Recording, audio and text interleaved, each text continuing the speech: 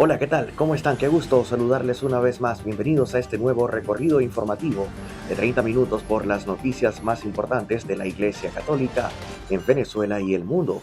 Saludos ahora en nombre de todo el equipo Nabil Abijasa. De inmediato, comenzamos. El Papa Francisco recibió a delegaciones de países de origen del árbol de Navidad y del nacimiento, que evoca esta vez 800 años desde la primera vez que se representó la Navidad en una tradición. Veamos. El Santo Padre encontró en el Vaticano a delegaciones de los lugares del origen del árbol de Navidad y del nacimiento que este año evoca la primera representación navideña creada hace 800 años por San Francisco.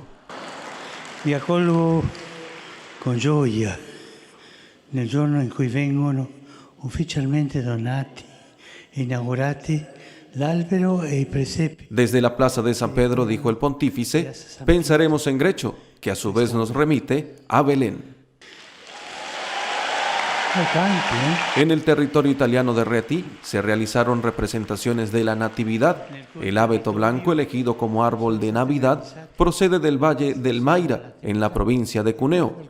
Refiriéndose a estos dones, Francisco recordó que el Belén instalado en la plaza de San Pedro pretende evocar después de 800 años la atmósfera navideña del año 1223 en el Valle de Rieti, lugar en el que se detuvo San Francisco. Il presepe allestito in piazza San Pietro si propone di rievocare dopo 800 anni il clima natalizio dell'anno 1223 nella Valle Reatina, dove San Francesco... En la mente del pobre de Asís, dijo el Papa, seguía vivo el viaje que hizo a Tierra Santa y las grutas de Grecho le recordaban el paisaje de Belén. Gli ricordavano il passaggio di Betlemme.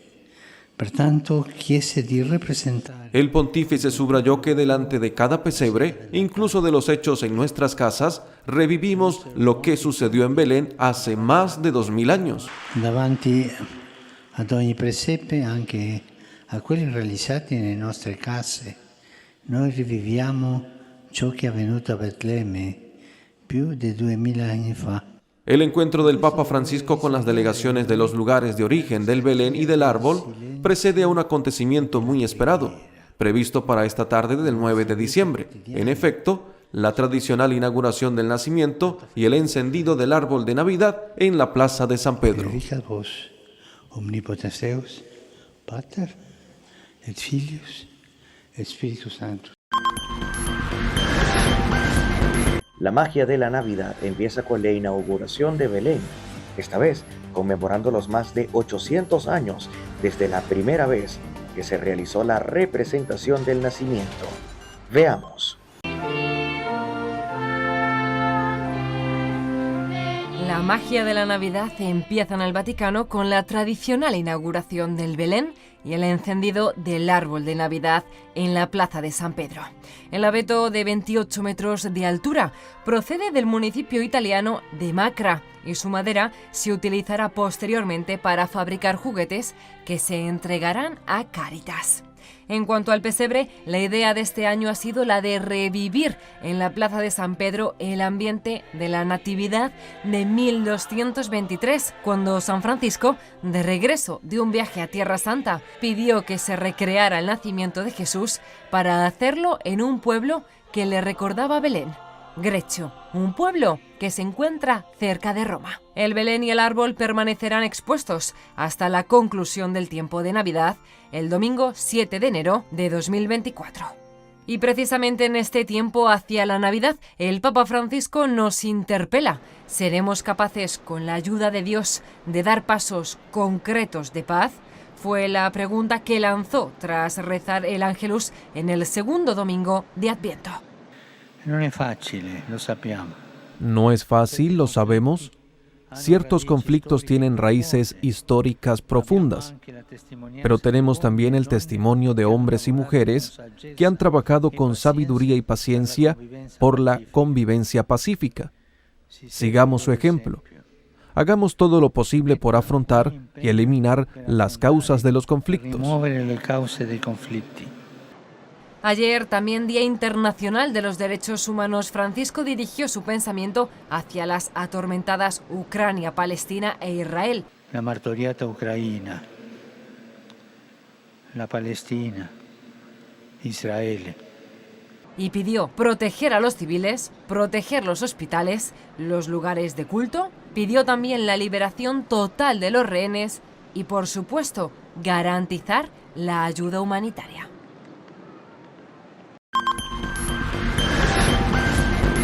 La Iglesia y la Nunciatura de El Salvador emprenden un proyecto para ayudar a los niños y jóvenes en situaciones más precarias en este país centroamericano. Veamos.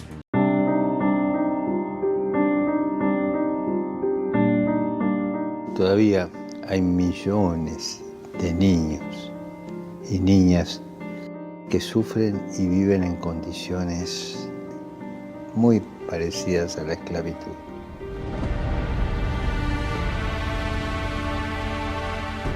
No son números, son seres humanos con un nombre, con un rostro propio, con una identidad que Dios les ha dado.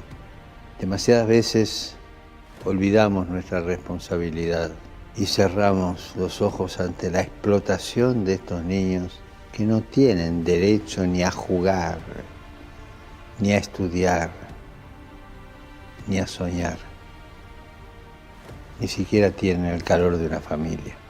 Este es el llamado del Papa Francisco a la situación crítica que enfrenta la humanidad. En El Salvador, la pobreza ha desencadenado desnutrición, analfabetismo, deserción escolar, migración, entre otros problemas que afectan a las familias salvadoreñas. Las organizaciones de la sociedad civil han alertado un aumento del trabajo infantil, deserción escolar, problemas psicológicos y del desplazamiento forzado, generando un alza en los casos de desintegración familiar. De esta realidad de los niños y jóvenes, la Iglesia Católica está consciente y es por ello que la Nunciatura Apostólica en El Salvador, la Conferencia Episcopal, la Conferencia de Religiosos y algunas entidades civiles sin fines de lucro del país se unen para lanzar, sembrando semillas de esperanza para niños y jóvenes necesitados de El Salvador. El objetivo del proyecto es ofrecer atención integral a niños y jóvenes afectados por la pobreza, problemas sociales, pospandemia, migración, régimen de excepción, etc. ¿Cómo lo haremos? El proyecto será promovido por la Nunciatura Apostólica y la Conferencia Episcopal de El Salvador, siendo gestionado por la Conferencia de Religiosos y Religiosas, CONFRES, en colaboración con entidades católicas, colegios y escuelas parroquiales. Estas serán responsables de acoger en horario extracurricular a los niños y jóvenes afectados y proporcionar asistencia educativa, psicológica, médica, nutricional y espiritual, con el fin de brindarles herramientas para afrontar su realidad comprobada. ¿Qué ofreceremos a los beneficiados? Educación integral, atención y recuperación nutricional, asistencia médica y de salud, psicológica, espiritual y familiar. Educación integral. Se les proporcionará educación dentro de las instituciones educativas de las congregaciones y escuelas y colegios católicos. Se apuesta por una educación de calidad en la que se promoverá un conocimiento multidisciplinar. Atención y recuperación nutricional. El proyecto apoyará a los niños y jóvenes con grados de desnutrición moderados a severos. También buscamos reducir el índice de enfermedades crónicas, como la obesidad infantil, y fomentar prácticas nutritivas en los padres de familia. Asistencia médica y de salud. Brindaremos acceso a atención médica mediante cuidados primarios directos, con cobertura de servicios externos y educación sanitaria. Asistencia psicológica. Se tendrá como fundamento el soporte emocional y afectivo intrínseco y extrínseco al niño, niña y adolescente y a su entorno afectivo, ayudándole a recuperarse de los posibles traumas sufridos, prevenir la revictimización y favorecer un proceso de crecimiento sano. Asistencia espiritual. Se brindará un trabajo minucioso de acompañamiento en donde la máxima prioridad es escucharlos y brindar a los participantes un camino espiritual, sean cual sean sus creencias religiosas. Asistencia familiar. Los beneficiarios y sus familias contarán con espacios de acompañamiento a través de diversos programas, como escuela para padres, programas de evangelización, atención espiritual, consejería psicológica, entre otros. ¿Cómo escogeremos a los beneficiarios? Un equipo conformado por estas mismas entidades será el encargado de recibir candidatos a ser beneficiados y son ellos quienes estudiarán cada caso en particular para escoger a los que reúnan las condiciones que el proyecto establece. ¿Cómo se financiará el proyecto? Con el apoyo sostenible de personas que podrán apadrinar a cada beneficiario, además de entidades católicas, fundaciones, empresas, entre otros, que participan en la realización de este proyecto. El proyecto iniciará en 8 departamentos y con la generosidad de los salvadoreños se espera llegar a todo el territorio nacional. Cada niño marginado, abandonado por su familia, sin escolarización, sin atención médica, es un grito que se eleva a Dios y acusa al sistema que los adultos hemos construido. Un niño abandonado es culpa nuestra. No podemos permitir más que se sientan solos y abandonados.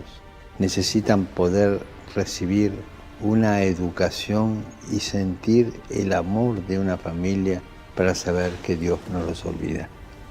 Recemos para que los niños y niñas que sufren, los que viven en las calles, las víctimas de las guerras y los huérfanos, puedan acceder a la educación y redescubrir el afecto de una familia. Todos los lunes usted tiene la posibilidad de conocer un poco más acerca de la vida de Juan Pablo II, el Papa Peregrino, o conocido también en gran parte del mundo como el Papa Bueno. La Iglesia Católica ha recibido más de 15.000 cartas que podrían explicar algunos sucesos catalogados como milagrosos. La ciencia no ha podido explicar cómo han sido posibles estas curaciones. Veamos. Los bebés, y especialmente aquellos que presentan alguna discapacidad al nacer, forman parte del trabajo de la hermana Marie-Simone Pierre, una labor que tuvo que abandonar en 2005 al empeorar su salud debido al Parkinson, una enfermedad incurable. Molestias al andar, al permanecer de pie y más al estar en ayunas. Especialmente en 2004-2005, estar de pie sin apoyo era imposible. Necesitaba apoyarme en una pared para sostenerme. Era muy duro para mí. No podría conducir nunca más porque mi pierna podía bloquearse. La enfermedad del Parkinson supone momentos de rigidez.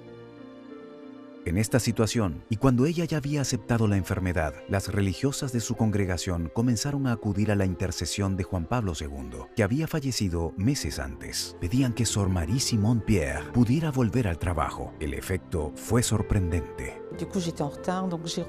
Recogí algunas cosas de mi oficina y traté de dejar el escritorio en orden antes de irme a dormir. Era alrededor de las 9:30 o 9:45. Para entender el contexto, Juan Pablo II murió en torno a las 9:37 de la tarde. Y nada más entrar en mi habitación sentí una especie de energía que me movía a escribir, cuando durante la tarde no lo había querido hacer. Fue extraordinario, porque desde hacía años, debido al Parkinson, no era capaz de escribir. Cuando pudo leer la palabra de Dios que había escrito, no daba crédito. Al día siguiente se despertó con una sensación especial.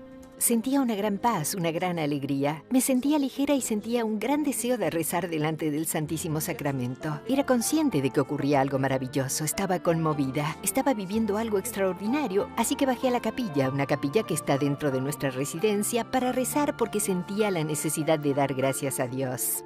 Poco a poco, consciente de que algo había pasado esa noche, la hermana Marie iba apreciando los efectos en la capilla de su comunidad.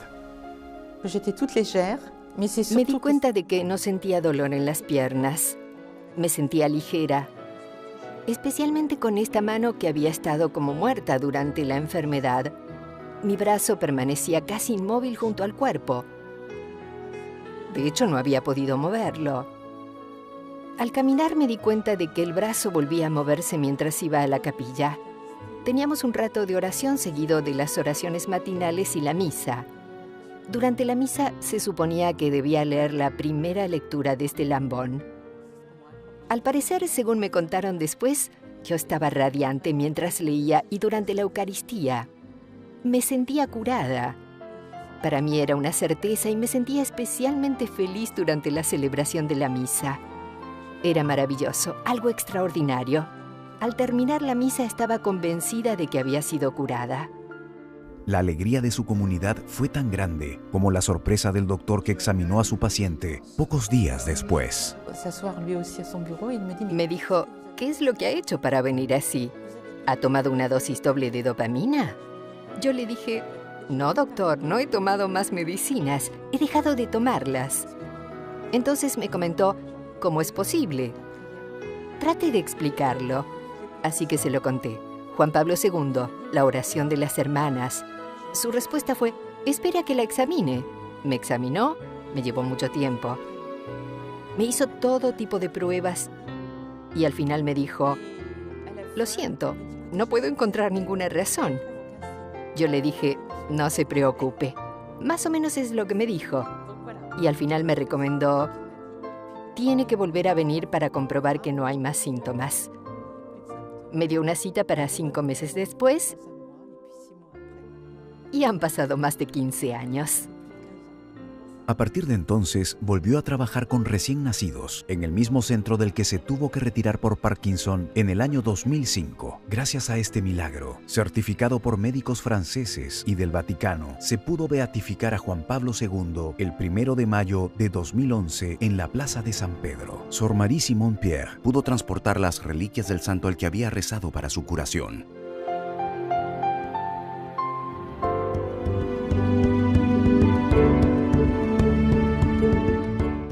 Hay un elemento que todos los que conocieron al Papa polaco destacan.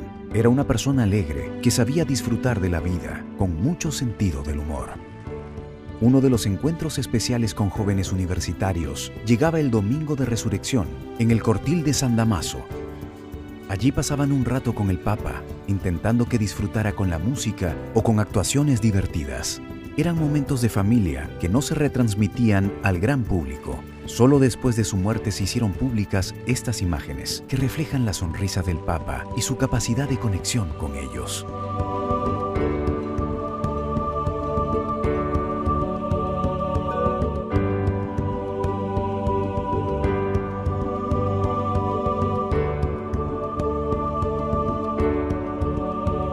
La alegría desbordante del Papa era patente en sus reuniones con jóvenes. Juan Pablo II lanzó las Jornadas Mundiales de la Juventud, que comenzaron en el año 1987 en Buenos Aires y en las que participó hasta el año 2002 en Toronto, Canadá. Eran momentos de alegría, pero también de oración y ternura, como el que se vivió con este joven con síndrome de Down en Denver. Dad, Holy Father, I love God. Thank you.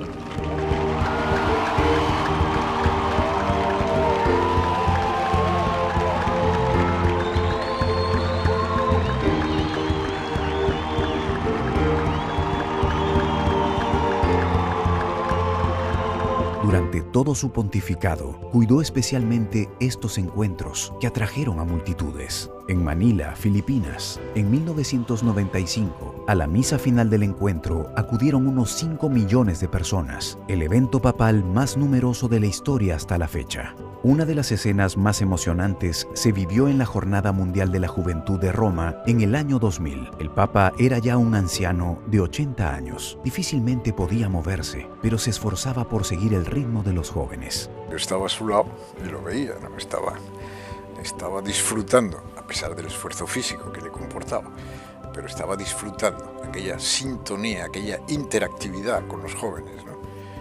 El movimiento de los brazos, acompañar las canciones, algún joven que se escapaba, pasaba a través de la seguridad, llegaba al Papa, gran alegría por parte del Papa, ¿no?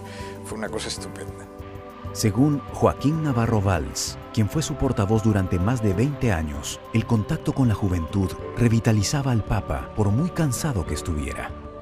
Cuando volvíamos, el comentario, Santo Padre, que era largo aquello, ir, volver, Santo Padre se acababa, era estupendo, era estupendo. O sea, su comentario era, yo me habría quedado allí toda la noche, ¿no? Era un poco su actitud. Él tenía, sobre todo en los últimos años de su vida, cuando los límites físicos eran más notables y más evidentes, él tenía una gran capacidad rara en muchas personas, una gran capacidad de ignorarse, ¿no? No se ignoraba, tenías que preocuparte tú, decir, Santo Padre, y esto, descanse un poco. Él se ignoraba completamente. Allí, en esa explanada con millones de jóvenes, también hubo pequeños milagros. Entre quienes experimentaron una gracia especial durante ese encuentro está Joseph Kim, por entonces estudiante universitario. Lo más admirable de toda la experiencia fue la jornada final, la gran misa en Tor Vergata, donde dijo: si tienes vocación al sacerdocio o a la vida religiosa, no tengas miedo y sé generoso. Lo que realmente me impresionó fue que sentí que me estaba hablando directamente a mí. 2 millones de jóvenes, pero es algo que me dejó marcado a mí, especialmente cuando volví a las clases universitarias. Todavía me faltaban 2 años para terminar la carrera, pero esa invitación y la llamada a no tener miedo de seguir una vocación me transformó siendo estudiante de universidad. La influencia que tuvo Juan Pablo II en Joseph Kim no es algo aislado, al menos por su experiencia en California. Creo que muchos de mis compañeros en el seminario, incluso quienes entraron antes que yo, recibieron la influencia de sus virtudes y su personalidad. Su habilidad para conectar con la gente, a mi juicio, fue esencial para nuestra decisión de hacernos sacerdotes y el deseo de servir a los demás, como él lo había hecho, siendo imagen de lo que la Iglesia debía representar. Padre, Figlio, Spirito Santo, discenda su di voi e con voi rimanga sempre.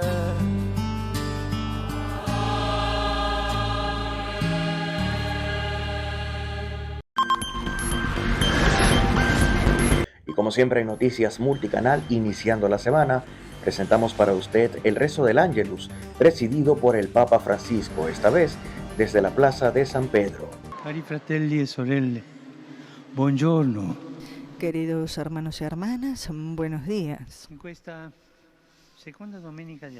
En este segundo domingo de Adviento, el Evangelio nos habla de Juan el Bautista, el precursor de Jesús, y nos lo describe como voz del que clama en el desierto. Voz del que clama en el desierto. El desierto, lugar vacío, donde no se comunica, y la voz medio para hablar, parecen 2 imágenes contradictorias, pero en el Bautista se conjugan. El desierto. Juan predica allí, a orillas del río Jordán, cerca del punto en el que su pueblo, muchos siglos antes, entró en la tierra prometida. Haciendo así, es como si dijera, para escuchar a Dios debemos volver al lugar en el que durante 40 años Él acompañó, protegió y educó a su pueblo en el desierto. Este es el lugar del silencio, el lugar de la esencialidad, donde uno no puede permitirse entretenerse con cosas inútiles, sino que es necesario concentrarse en lo que es indispensable para vivir. Y este es un reclamo siempre actual. Para proceder en el camino de la vida es necesario despojarse del demás, porque vivir bien no quiere decir llenarse de cosas inútiles, sino liberarse de lo superfluo para excavar en profundidad dentro de uno mismo, para captar lo que es verdaderamente importante ante Dios. Solo si a través del silencio y la oración hacemos espacio a Jesús, que es la palabra del Padre, sabremos liberarnos de la contaminación de las palabras vanas y de la palabrería. El silencio y la sobriedad. En las palabras, sobriedad en las palabras, en el uso de las cosas, sobriedad de los medios de comunicación y de las redes sociales. No son solamente promesas o virtudes, son elementos esenciales de la vida cristiana. Y vamos a la segunda imagen, la voz, el desierto y la voz. Este es el instrumento con el que manifestamos lo que pensamos y llevamos en el corazón. Entendemos entonces que está muy vinculada con el silencio, porque expresa lo que madura dentro de la escucha de lo que el Espíritu sugiere. Hermanos y hermanas, si no se sabe callar, es difícil que se tenga algo bueno que decir. Cuando más atento es el silencio, más fuerte es la palabra. Juan el Bautista, esa voz está vinculada a su experiencia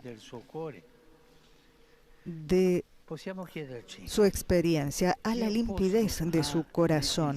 Podemos preguntarnos, ¿qué lugar tiene el silencio en mis días? ¿Es un silencio vacío, tal vez opresivo, o un espacio de escucha, de oración, donde custodiar el corazón? ¿Mi vida es sobria o llena de cosas superfluas? Incluso si quiere decir ir a contracorriente, valoremos el silencio, la sobriedad y la escucha. Que María, Virgen del Silencio, nos ayude a amar el desierto para convertirnos en voces creíbles que anuncian a su Hijo que viene. Ave María, gracia plena, Dominus tecum, benedicta tui mulieribus, et benedictus fructus ventris tui, Iesus. Sancta Maria, Mater Dei, ora pro nobis peccatoribus, nunc et in hora mortis nostre. Amen. Ecce ancilla Domini. Fiat mi secundum verbum tuum. Ave Maria, gratia plena, Dominus tecum, benedicta tui mulieribus, et benedictus fructus ventris tui, Iesus.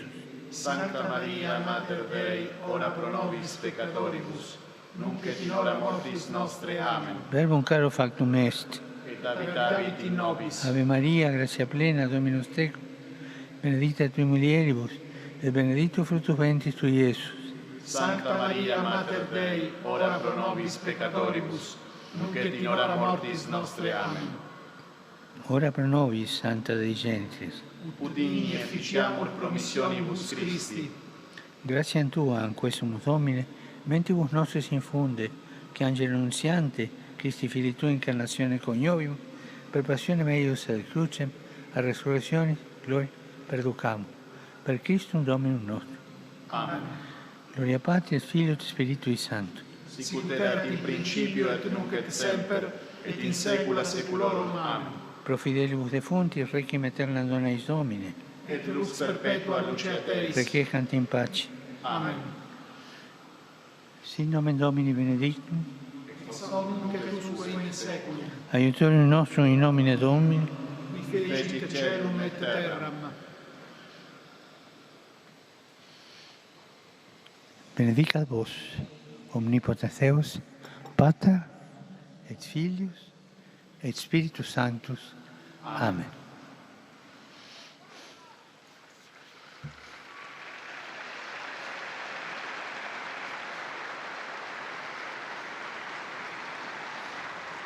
Cari fratelli, queridos hermanos y hermanas, Hace 75 años, el 10 de diciembre de 1948, se firmaba la Declaración Universal de los Derechos Humanos. Ella es como la calle maestra sobre la cual muchos pasos adelante se hicieron, pero tantos aún faltan y a veces, lamentablemente, se vuelve hacia atrás.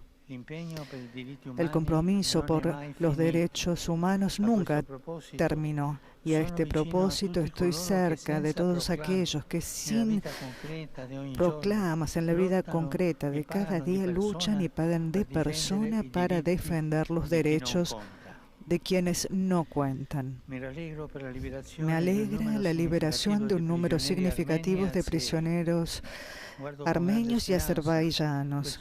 Miro con gran esperanza esta señal positiva para las relaciones entre Armenia y Azerbaiyán por la paz en el Cáucaso del Sur, y animo a las partes y a sus líderes a concluir lo antes posible el tratado de paz. Dentro de algunos días se concluirán los trabajos de la COP28 sobre el clima en curso en Dubái. Les pido que recen para que se lleguen a buenos resultados por el cuidado de nuestra casa común y el cuidado de las poblaciones. Y seguimos rezando por las poblaciones que sufren a causa de la guerra. Estamos yendo hacia la Navidad. Seremos capaces, con la ayuda de Dios, de hacer pasos concretos de paz. No es fácil, lo sabemos. Ciertos conflictos tienen raíces históricas y profundas, pero tenemos también el testimonio de hombres y mujeres que han trabajado con sabiduría y con paciencia por la convivencia pacífica. Que se siga su ejemplo, que se pongan todo empeño para afrontar y remover las causas de los conflictos. Y en tanto, a propósito de derechos humanos, que se protejan los civiles, los hospitales, los lugares de culto, que se liberen a los rehenes y garantizadas las ayudas humanitarias. No olvidemos la atormentada Ucrania, Palestina, Israel. Aseguro mis oraciones también por las víctimas del incendio de hace 2 días en el Hospital Tivoli. Y saludo con afecto a todos ustedes, romanos, peregrinos de Italia y de otras partes del mundo. En particular saludo a los fieles de San Nicola Manfredi, a los scouts adultos de Scafati, al grupo de jóvenes del Nébole, Cerenzano y Rovigo. A todos les deseo un buen domingo y por favor no se olviden de rezar por mí. Hasta aquí la presente emisión de Noticias Multicanal. Muchísimas gracias por su atención. Recuerde que usted puede visualizar estas y otras informaciones a través de nuestro portal en internet fundacion.multi.com.ve y también seguirnos a través de nuestras redes sociales. Muchísimas gracias por su atención. Hasta una próxima oportunidad. Despide en nombre de todo el equipo Nabila Vijaza. Hasta entonces.